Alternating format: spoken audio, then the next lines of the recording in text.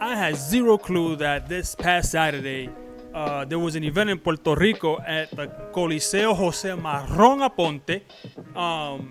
Y mi gente, yo no sabía nada. I didn't know anything about it. And to be honest, it was a damn good crowd because I forgot about how good Puerto Rican crowds are, especially at home. We get very involved, and I remember when I used to go to like the local amateur fights, right? And we'd be at the bleachers, and it'd be lit, it'd be crazy.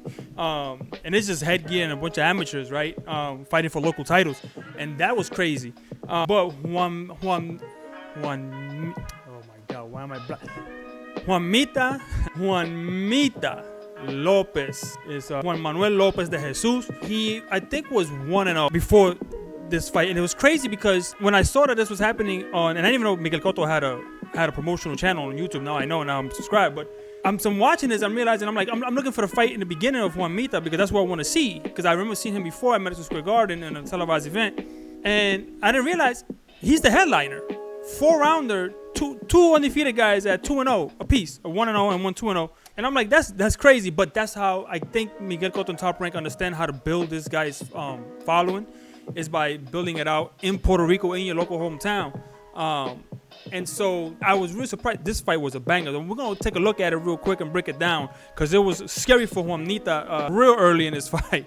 And you know, Malik Quiñones, he's a little dirty fighter guy, but he did what he had to do, basically. But forget all that. Let's jump into it right now, and let's break down this fight real quick. It was a fun fight, man. It was a real good fight. Let's break it down. So here we are, guys, right? So this is in Puerto Rico, and on Saturday, this past Saturday, and I just happened to stumble upon this. I didn't even, like I said, I had no idea. And as I watched the whole almost 3-hour event, there was some really good fights on there, and the crowd was into it. Some undefeated fighters, some, you know, with 1 or 2 losses. I mean, but they gave it their all in most of the fights, and it was a really good, really good card. And I'm glad that they're kind of doing this, because it kind of like it helps to grow out that local young talent.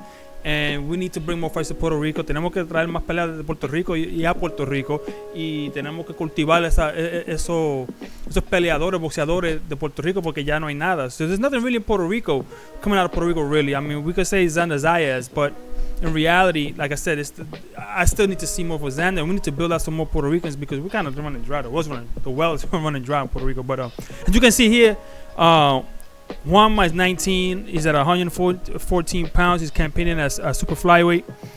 He's 5'6". He's kind of tall for flyweight. 66-inch reach. And he's a right-hander. He's an orthodox fighter. Quiñones is 22. You know, at the limit.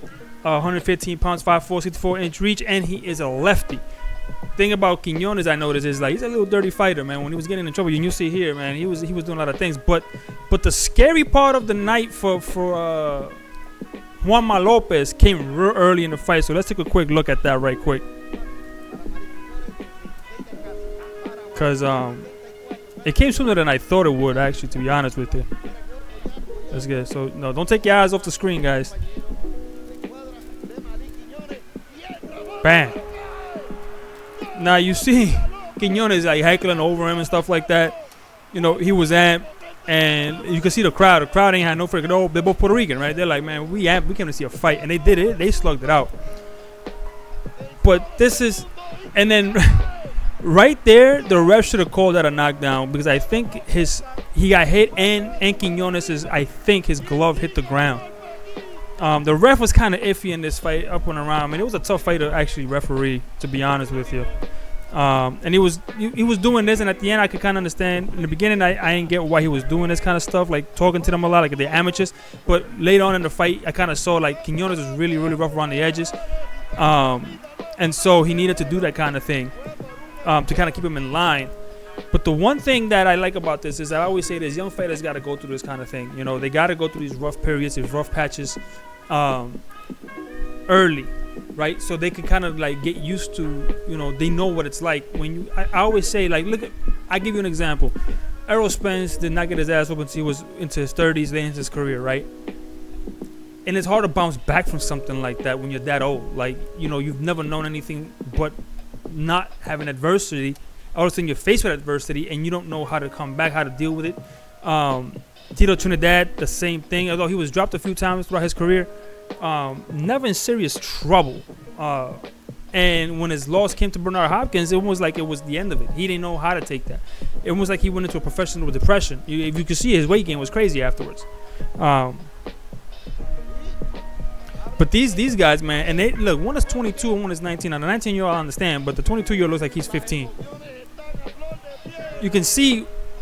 Remember, like when you were a kid, like in the 90s, if you're that old watching this, right? And then you would play arcades like Street Fighter and Mortal Kombat, and you were real good at it, like you were polished, and all of a sudden the kid would come and put a quarter down and like hit the controllers crazy and whoop your ass because you just, you're used to another guy who's just as talented as you are and as polished as you are. You can kind of predict what's gonna happen and you can counter and all of that stuff. But when you don't know which punches are coming from, which kicks are coming from, which fireballs, whatever whatever you're playing, it's hard to predict, and you usually get your ass whooped sometimes because you just don't know what's coming your way. Pause. This is what I think Juanma was going through, because you could see what he was trying to like do his polish work and get and box his guy, but he just couldn't. The whole night he couldn't because Quiñones was in his face the whole time, in his face. And the one thing that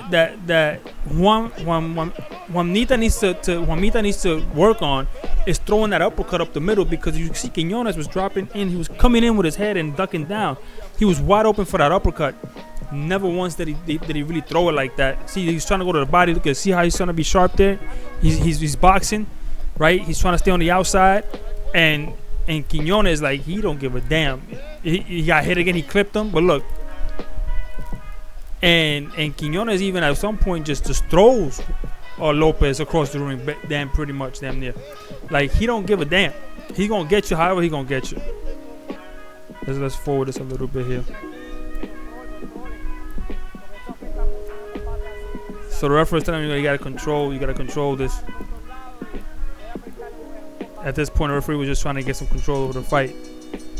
That was the end of the round. Like, you see all those punches missing? Like, the emotion was so high, and that's what's so dangerous about fighting at home. Your emotions run so high that you look so amateurish at times, especially when you're this young. When you're this young, you don't have that experience to pull from, and so all you know is 100. You don't know how to take the gas, the pedal, the foot off the gas. But the referee's talking to them again because it was a crazy fight. Look, Juanma's like head coming out the ropes. Like, it was crazy. See how Quiñones is smothering him the whole night? The one thing that I gotta say about Lopez is he's gonna have to learn, and so is Quiñones, to be honest with you. And Quiñones has good raw talent, and I hope that they don't like throw him to the wolves and ruin this kid, because they can polish him up a little bit and he can be something. Juanma definitely has the ability to be something, but he's gonna have to learn how to spot those opportunities, because he definitely had opportunities to throw the uppercut. See how they're he's trying to swim without getting wet. But Quiñones always found a way to get close. He could never keep Quiñones on the outside too long, right? See, like, he's trying to keep him on the outside, right? And he could never keep him on the outside too long. See that? Boom, close the gap. Like, he just bat. Almost got knocked out right there. Like, pretty damn near much. Lopez, and right here they're talking to Quiñones. Quiñones is a dog. Now he has a hematoma on the right side of his jaw. At first I didn't quite understand what they were talking about, because I thought Quiñones was trying to get out of the fight, to be honest with you. Because he was talking to him like, nah, he looks upset there. He's like, nah, like, what? Let this go. But if you look at it, he has a hematoma on the side of his jaw. That's Collazo right there. World champ, commentating. See how he's bringing down Lopez. He's doing a hell of a good job of trying to like tire him out. He's really doing everything he can, because he knows he's not as polished as Lopez. So he has to do what he got to do to get ahead on the cards and get his legs tired, get him to be stationary. He only got 4 rounds to work with. He already got him dropped once. I thought it was a missed knockdown right there, but it was not a missed knockdown. I looked at it later. It wasn't. It was. He got hit for sure. He might have been stunned, but he was pushed down. He wasn't. At first I thought it was, but it was not really. See, Lopez keeps trying to get away from him, and just can't. He can't do it. Here he's trying. They look. You see Quiñones just throwing him everywhere. At one point, maybe I missed it. He grabs Lopez and he just like swings him across the across the ring.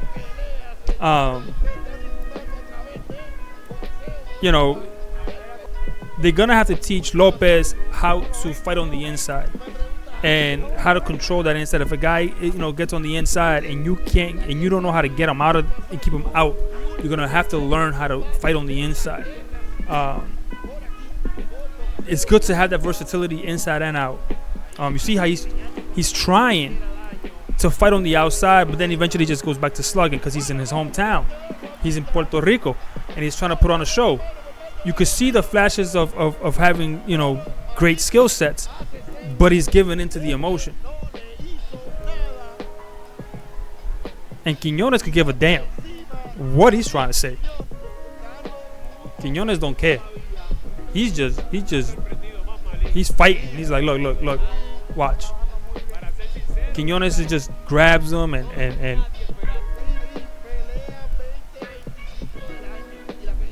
like he don't give a damn. Look, he was there for the uppercut all night. He was there. Quiñones was there for that uppercut when he was coming in the whole night. Lopez didn't know how to manage that, how to see that.